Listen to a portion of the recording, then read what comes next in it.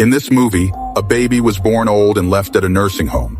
Raised by a kind woman named Queenie, he grew younger every day. He met a girl named Daisy and they fell in love. Keep watching to know what happens next. At the start of the film, an old woman spent her last days in a hospital room. Her daughter, Caroline, stayed by her side all the time. Even though a hurricane was coming and the weather was bad, Caroline only thought about her mother's health.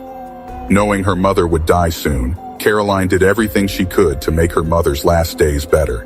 The old woman shared a story with her daughter about a clock that ran backward. This story happened during the First World War. A blind clockmaker and his wife had one son who went to war. Later they received the sad news that their son had died, and his body came back in a coffin. After they buried him, the clockmaker kept working on a clock for the city train station. His son's death made him very sad, and he created a strange clock. When the clock was revealed, everyone saw that it ran in reverse. The clockmaker said he made it this way to bring back the soldiers who died, including his son, so they could live again. After this, the clockmaker disappeared. Some people thought he sailed away on a boat, while others believed he died from a broken heart. Then, the old woman made a strange request. She asked Caroline to take out an old diary from her bag and read it. The diary belonged to Benjamin Button, who wrote about his amazing life. It started with, "My name is Benjamin. Benjamin Button." Benjamin was born on a night when the city celebrated the end of the war. His father rushed to see his wife, but she could only say a few words before she died after giving birth. Before she died, she made her husband promise to take care of their son. When the father saw the baby, he was scared because the baby had a wrinkled face that looked like an old man. In shock, he grabbed the baby and ran out of the house. At first, he wanted to throw the baby into the river, but a policeman chased him. While running, Mr. Button ended up at a nursing home. He left the baby on the steps, put some money in the blanket, and walked away. A worker from the nursing home, Queenie, came out with her fiancé and saw the strange-looking baby. Instead of leaving him, she decided to raise him as her own because she couldn't have children. She named him Benjamin and told the old people in the home that he was her sister's child. Later, a doctor checked on Benjamin and said he had a rare disease called premature aging. The baby was born with the health problems of an 80-year-old. The doctor said the baby probably wouldn't live long. Even though many people told Queenie to send the strange baby to a special care center, she refused. She decided to keep him and take care of him herself until the end. The baby lived comfortably in the nursing home, and the elderly people didn't mind how he looked. By the time Benjamin was 3 years old, he looked like a small, hunched old man and had to sit in a wheelchair. He believed he was old, just like he appeared. The doctor's prediction was wrong, and Benjamin kept living, but he couldn't walk by himself, so he moved around in the wheelchair. On Saturdays, Queenie took Benjamin to church, hoping God would let her have a baby and help Benjamin walk. One Saturday, the pastor called them forward and asked God to grant their wishes. He made big gestures and turned it into a dramatic scene, shouting, "Out, damnable affliction." While nothing happened to Queenie, something strange happened to Benjamin. He stood up and started walking. The crowd cheered, but as soon as Benjamin began walking, the pastor collapsed and died. From then on, Benjamin, now 7 years old, walked using crutches. Life in the nursing home carried on as usual. Some people passed away, and others came in. Benjamin met many interesting people, and they taught him different things. One day, a short and talkative man named Oti, who was a pygmy, showed Benjamin the world beyond the nursing home. Oti even bought him a beer. Oti loved to travel, and this made Benjamin curious about adventures. Later, Benjamin found himself alone on a strange street, but he managed to find his way back home by the evening. It was his first experience in the bigger world, and though he was tired, he was very happy. He thought, "This was the best day of my life." Meanwhile, in the present, a news report said the hurricane was going to be strong, and the nurses were getting worried as the storm approached. Despite this, Caroline's mother asked her to keep reading the diary. On Thanksgiving Day in 1930, Benjamin saw his father for the first time, but didn't know who he really was. Mr. Button just watched Benjamin, whom everyone else thought was an old man. That same day, Benjamin met Daisy, a pretty girl with blue eyes. They quickly became friends and loved spending time together. Even though they were close in age, to others, they looked like a young girl and an old man with glasses. People who didn't know Benjamin was actually a child started to criticize his friendship with Daisy, telling him, "You should be ashamed."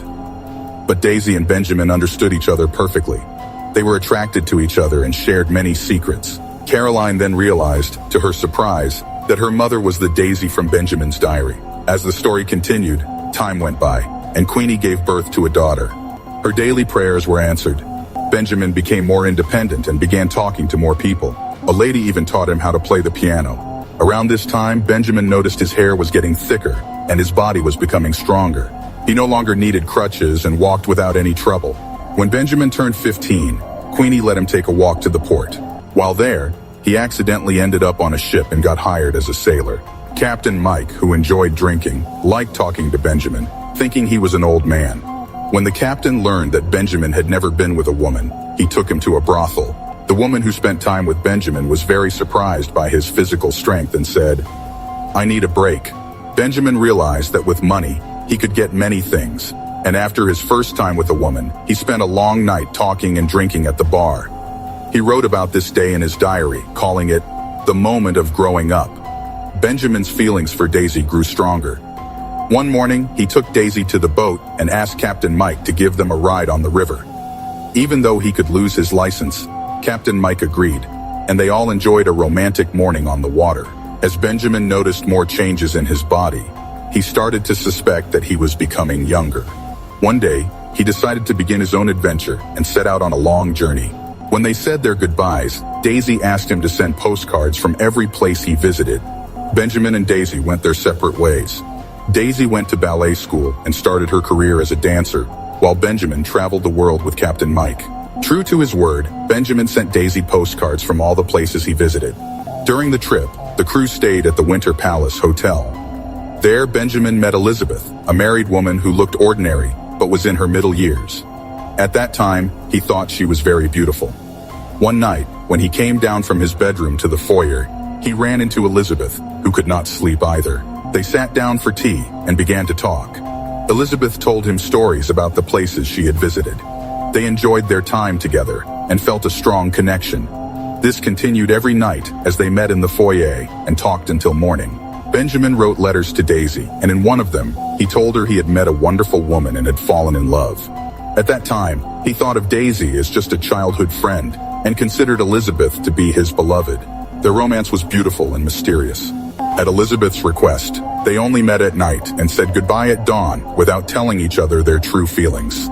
However, this did not stop them from being happy and enjoying their feelings within the limits they set. One night, everything changed when Elizabeth did not show up and vanished from the hotel. Soon after, Benjamin learned that a war had started. Elizabeth left a note that said, "I'm glad I met you," and he never heard from her again. The American president sent a fleet to Japan, and the ship where Benjamin worked was called to serve in the military. Their cook quit, so Benjamin offered to be the ship's cook, and the captain agreed. They reached the combat zone and found a ship hit by an enemy torpedo, surrounded by dead sailors. It was clear they would be the next target, so the crew got ready for battle. Both sides fired machine guns at each other, and bullets hit the ship. In the dark, they collided with an enemy submarine and sank to the bottom. 1,328 people died that day, including Captain Mike. After the battle, Benjamin gave money he had saved to the widow of one of the fallen crew members and said goodbye to those who had died. The war made him realize that it was wrong for young people to die. When the war ended, 26-year-old Benjamin returned home, but he looked about 40. Mother Queenie had not seen him for a long time. She was happy to see her adopted son and decided to help him find a wife and a job. Soon after Benjamin returned, Daisy also came to the nursing home. Their reunion was joyful and friendly, but Benjamin no longer saw Daisy as just a childhood friend. He now thought of her as a beautiful woman. He invited her to a famous restaurant for dinner. Daisy shared stories about her life and career, which the war had kept her away from for so long. After dinner, they walked through the park, and Daisy started to dance. Daisy liked Benjamin, but he did not want to get romantically or physically close to her, so he suggested they just walk or listen to music. Daisy replied, "Not tonight." Benjamin was surprised that he was getting younger all the time. Soon his father came to visit and talked about his button-making business. After finding his courage, Mr. Button said he was Benjamin's father and planned to give him the factory because he was having health problems and losing strength. He said, "Benjamin, you are my son." Benjamin went home in shock and told Queenie about his father, but she wasn't ready for such big news. She reacted with both anger and worry. After some time, Benjamin visited his father at night, and they both went to the pier to watch the sunrise together. For Benjamin, this was both a goodbye and a chance to make peace with his father. Sadly, not long after that, his father passed away. Benjamin then went to New York and headed to the theater where Daisy was performing. He carried flowers as he made his way backstage to see her. Daisy invited him to a party with her friends, but after attending the party, Benjamin became upset and decided to leave. He saw Daisy dancing and having fun with her friends, only to find out that she had a boyfriend. Benjamin had hoped she would run to him, thrilled to see him, but that didn't happen. She had moved on with her life. Even though Benjamin and Daisy lived in different cities, they never stopped thinking about each other. One day, Daisy had an accident. She was hit by a car and broke her leg in 5 places, ending her dance career. Benjamin visited her in a hospital in Paris, but they had another argument and they went their separate ways once more. A few years later, Daisy returned to New Orleans and met Benjamin again. By this time, Benjamin had grown much younger and looked the same age as Daisy. This time, they started a romance and sailed together on a yacht. After a while, Queenie passed away, and after saying goodbye to her, Benjamin and Daisy moved into their own house. Daisy became a dance teacher, and they lived happily together. One day, Daisy told Benjamin she was pregnant. While they were happy, they also worried that their child might inherit Benjamin's unusual condition. Benjamin told her that loving her made everything worth it. Later, Daisy gave birth to a healthy baby girl, and they named her Caroline. This is the same Caroline who in the future reads her father's diary to her mother Daisy. Benjamin realized he was growing younger, unlike everyone else. He understood he couldn't be a regular father or husband, so he sold his business and the property he had inherited, put the money into Daisy's account, and then left. He wanted her and their daughter to have a normal life. Benjamin traveled the world, doing any job he could find, and always sent postcards to his daughter on her birthdays. Daisy later married a good man and had a happy life. One day, Benjamin came back to see his family. He looked like he was 20 years old, and both he and Daisy knew they had made the right choice by going their separate ways. However, they still felt drawn to each other. They spent the night together at a hotel, but then parted ways again for many years. They met again when Daisy was an elderly woman, and Benjamin looked like a teenager. He was living in a nursing home by then because he was forgetting everything. This time, Daisy couldn't leave him. Her daughter had moved out, and her husband had passed away, so she spent all her time caring for Benjamin, who was becoming more like a child. As he continued to grow younger, Benjamin forgot almost everything, and Daisy cared for him just like a mother cares for a baby. Eventually, Benjamin, now a baby, died in Daisy's arms. Right before he passed away, he suddenly remembered his life, and Daisy could see it in his wise, sad eyes. After this, Caroline finished reading the diary, and as a storm flooded the basement where they kept the old station clock, Daisy passed away, whispering Benjamin's name one last time.